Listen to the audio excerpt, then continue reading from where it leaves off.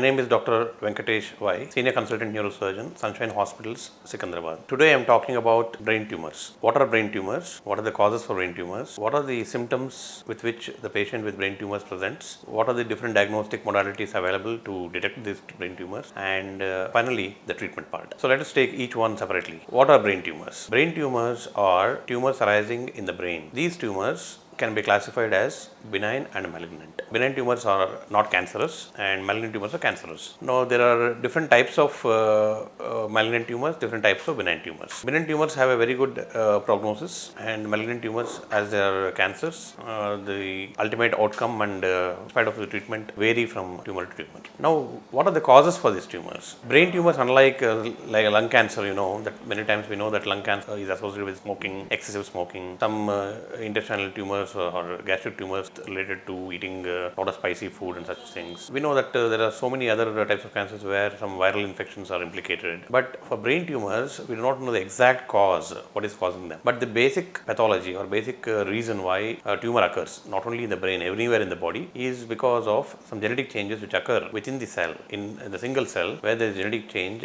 in the DNA called as a mutation, which causes the cell to grow and divide multiple times without any hindrance to form. One cell will convert itself into 2 into 4, 4 into 8, like that it goes on multiplying, and there is no stoppage for that. This cell is also known as an eternal cell, means these cells which transform themselves into a cancer cell or a tumor cell, they keep on dividing, and ultimately one cell will lead to so many cells coming together and forming a tumor or a mass. Why this happens? Whenever there is a mutation in the DNA, normal cells have on and off, switch on and switch off mechanism about their division or their growth. Whenever there is a requirement for the cell to grow, the cell will grow. Whenever there is a requirement for the cell to divide, the cell divides. After the cell division is over, in a normal cell, the cell will stop dividing further because when it is required to divide only, it will divide. Whereas in the cancer cell, what happens is whether it is required to divide or not, it is required to grow or not, it keeps on growing and dividing. So this is the switch off mechanism which is there in normal cell after a proper division is absent in the cancer cell. So the cancer cells or the tumor cells keep on dividing, and ultimately they achieve a big size and they start compressing on the surrounding tissues and cause problems. So in brain tumors also, the similar mechanism happens. There is a DNA change or the mutation in the nucleus of the cells, and this leads to uncontrolled mad replication of the cell continuously without any hindrance, and this leads to a tumor. Now, having said that, this is the mechanism by which a cell changes itself from a normal cell to a cancerous cell or a tumor cell. But there are so many checks and balances in the body. As soon as there is a DNA change or a mutation in a cell, the immune system in the body will start seeking this abnormal cell, and the immune system will destroy this cell. But then how then these tumors come? Whenever this immune system is incapable of detecting these kind of cells, or the immune system is weak enough not to destroy these cells, or the cells which have undergone these changes, the DNA changes or the mutation changes, or so many number that the immune system is not able to eliminate all of them. So there is an imbalance between the formation of the cancerous cell or a tumor cell and the immune system which destroys it. So if the immune system is good enough and it can destroy all the cells which are converting it into cancer cells, then there will be no cancer. But sometimes what happens is number of cells which are transformed into cancer cells are so many that the immune system is not able to handle them, and so some of these cells will not be eliminated by the immune system, and therefore those cells will start replicating fast and they form a tumor. So that means there are two reasons. One reason is the cell itself changes its quality from a normal cell to a tumor cell. The second is the immune system fails to detect all the abnormal cells and eliminate them. So when there is a imbalance between these two processes, then the cells which have transformed into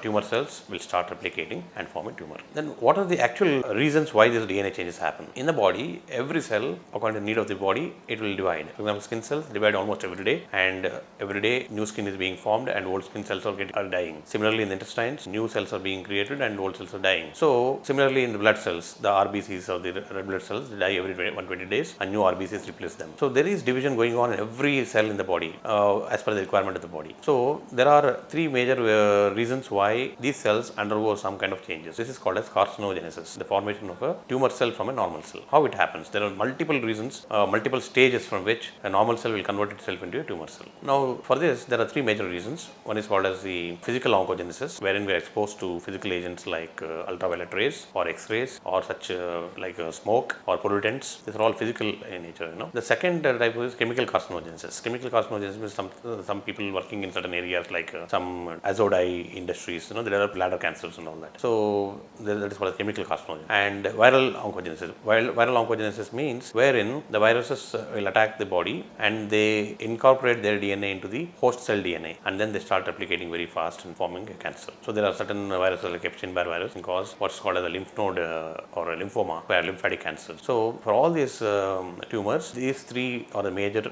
reasons. For physical oncogenesis, there are physical agents which cause continuous irritation of a cell and make it to change. For example, sunlight exposure continuously to the skin cells can change the quality of the normal skin cell and form what is called as a melanoma, or a melanocyte will change itself into a melanocytic cancer cell. Similarly, chemical carcinogenesis, as I was telling you, people who are working in industries which use azo dyes or aniline dyes, there are bladder cancer. Then there is viral oncogenesis, wherein some types of blood cancers are related to viral infections. Now, having said this, where do we stand with this kind of theory or with this kind of oncogenesis? Oncogenesis means formation of a tumor in case of brain tumors. So far, we don't have very concrete data about exact beginning of this cancer cell transformation. So that's why not many physical oncogenes or chemical oncogenes or viral oncogenes we know which can cause brain cell to transform. Now in brain we have two different types of cells. One is the neuron cells, which are the main cells of the brain, which carry the information, the thought processes, the idea formations, the conversion of thought into action, like movement of the body, movement of the limbs, writing, reading, all these skills, everything is carried on by the neurons. The other cell is the astrocyte. Astrocyte is a cell which supports these neurons. It provides nutrition to the cells of the neurons, and the neurons are the basic unit of the brain and nervous system, but the supporting cells, astrocytes, are very, very important, and these support the neural cells and they give them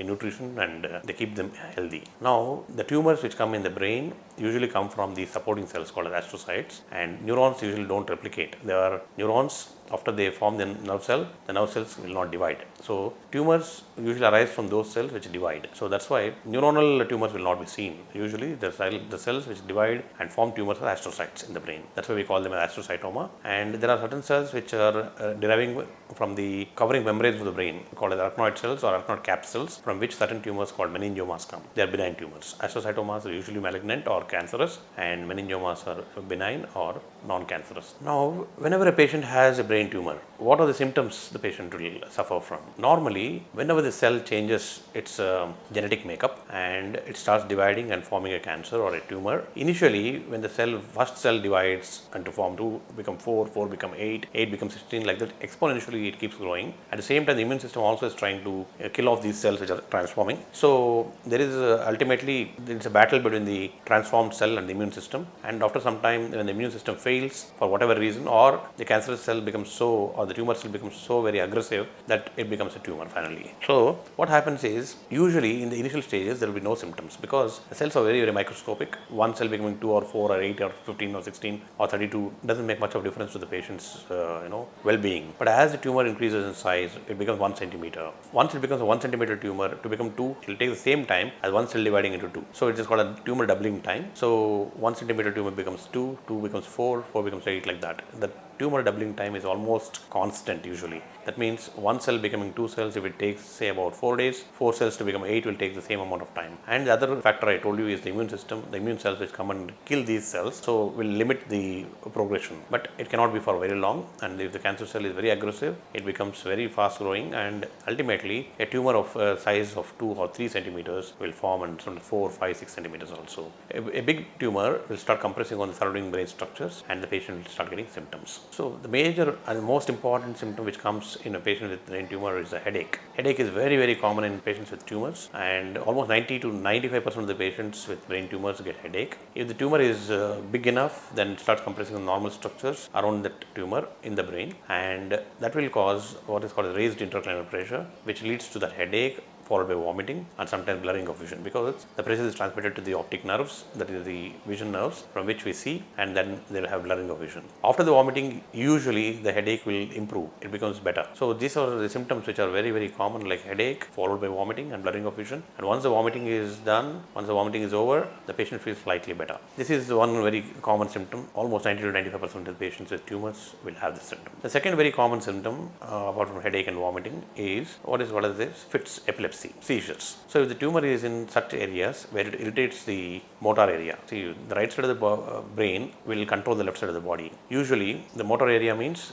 from where we get the movements. The nerves which are meant for the movements of the left side of the body are situated in the right side of the brain. Similarly, the left side of the brain controls the right side of the body. So whenever there is a tumor in that motor area, there is a chance that the patient can develop fits and also sometimes some paralysis, or when it presses on the normal structures of the brain, whichever structure it is pressing, the tumor is pressing or invading the tumor in that area, that particular area's work or function will be lost. So for example, if there is a right sided tumor which is sitting on the motor area or the nerves which supply the left side of the body, then they will develop left sided hemiplegia, or also called as left sided paralysis. Similarly, if there is a tumor on the left side, then there will be paralysis on the right side. And also, if the tumor is on the left side near the speech area, the person will have speech difficulty. Sometimes they will have difficulty in articulating, or they will have stammering kind of things. Sometimes they will not know which word to use. Sometimes there will be complete failure of speech if it is in the speech area. Similarly, if the tumor is in the area where the speech is understood, then they will have what is called a sensory aphasia, or they cannot understand what we are speaking.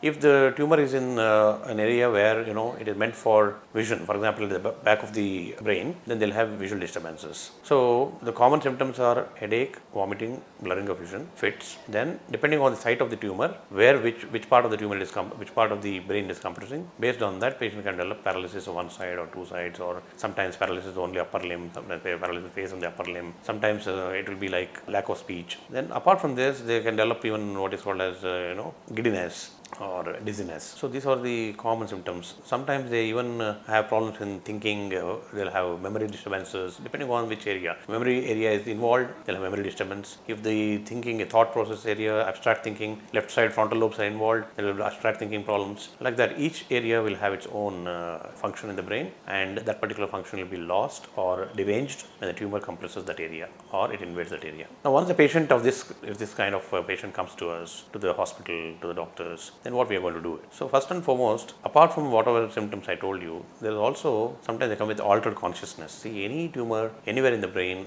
it can cause altered consciousness because the tumor presses on the brain structures, and then the pressure in the brain increases, and because of that, many times the consciousness areas will be also involved, and therefore patient will have drowsiness. He is tending to sleep a lot. Sometimes he will become even unconscious and comatose. So any patient who is having severe headache for more than 2 years, patient who is getting very often headaches with vomitings and blurring of vision, and fits which come after the age of 18 or 20, these kind of patients should approach a neuro specialist at the earliest. Now, when this patient comes to us, what we do? We examine the patient, we see if there is any weakness in one side of the body, whether there is speech disturbance, whether there is any hearing disturbance, whether there is any giddiness complaints, what the patient has, and then we see whether he is having more drowsiness, or he is tending to sleep more, or he is in coma also sometimes. So in such patients, we examine the patient thoroughly, neurologically. Then the best diagnostic modalities are to identify this, what is the cause for this drowsiness, or cause for this speech disturbance, or cause for this paralysis. We get a CT scan or an MRI scan, and then on the CT scan or MRI scan we can identify the tumor. But usually if the initial diagnostic tool is CT scan, in spite of that we do an MRI scan, because MRI will give us more information regarding the vascular supply or the blood supply to the tumor. It can tell us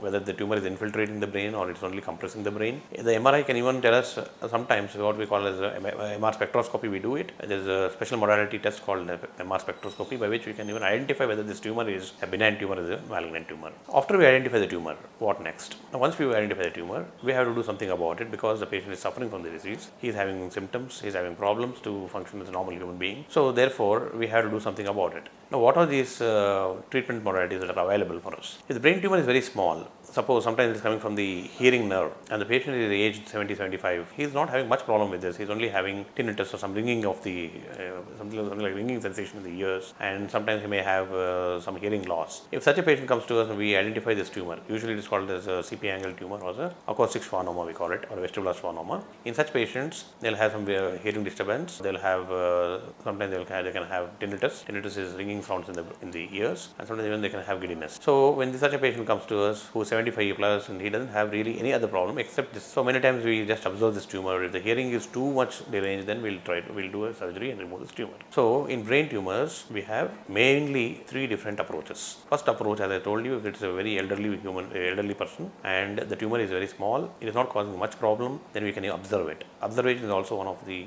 accepted treatment modalities wherein we observe, because to remove a tumor again we have to do a major surgery, and if it is not causing much problem, we can just observe this tumor. If it is very slow growing, it may not cause much problem for the next 3 years, 5 years. Patient is already 75-year-old, elderly gentleman having other ailments like heart ailment, BP, sugar and all those things. So we can observe this patient every 6 months or a year. We repeat a scan, or we continuously, the patient can follow up with the doctor or the neurosurgeon, and whenever there is a major problem, he can approach the doctor and then we can go for a surgery. The second approach is, if the tumor is more than 3 centimeters, 2 centimeters, it's causing problems like fits, it's causing severe headaches, the patient is having drowsiness, paralysis on one side, and speech difficulties. In such a patient, we have to do a surgery and remove these tumors. And third is where there are some tumors which are inaccessible areas, where we can just take a stereotactic biopsy. We take a biopsy, prove what the tumor is about, whether it's a benign tumor or a malignant tumor. Then we can give what is called as radiation. So most of the benign tumors like meningiomas and acquisitive schwannomas, we can do surgery, remove them completely. That is, we can achieve a cure also. And in malignant tumors, there are different grades, grade 1, 2, 3, 4, or WHO grade 1, 2, 3, wherein WHO grade 1, grade 2, grade 3. In grade 2 and grade 3, we give radiation chemotherapy also. And certain tumors called glioblastoma multiforme, which are also called as grade 4 tumors, usually the length of survival after detection of the tumor is hardly about 9 to 12 months, in spite of all our efforts. So, but some patients in that also, up to 20% of the patients, there is survival of almost 5 years. What we have to see in brain tumor surgery is to give a good quality of life, not only the longevity, but quality of life. Suppose we do a surgery and patient lands up in a coma, or he becomes completely paralyzed and invalid, then it is not going to be very good for the patient. So brain tumor surgery is done with a high degree of responsibility, wherein we should not make a patient worse than the disease itself. We have to give him very good quality of life after the surgery. Otherwise, this surgical procedure has no meaning. So when we are doing a brain tumor surgery, the surgery is done in such a way that we have to preserve the normal brain parenchyma, we have to preserve the blood vessels, the arteries and the veins, we have to preserve the nerves, and without actually causing much problem to these structures, we have to remove the tumor. So in malignant tumors, after the surgery, we have to do radiation, chemotherapy. In benign tumors, the removal of the tumor itself can be curative. Sometimes in very difficult areas where the tumor is very vascular, in such a situation, we do maximum tumor removal, and the remaining residual tumor we can go for radiation and follow up of the patient. Thank you.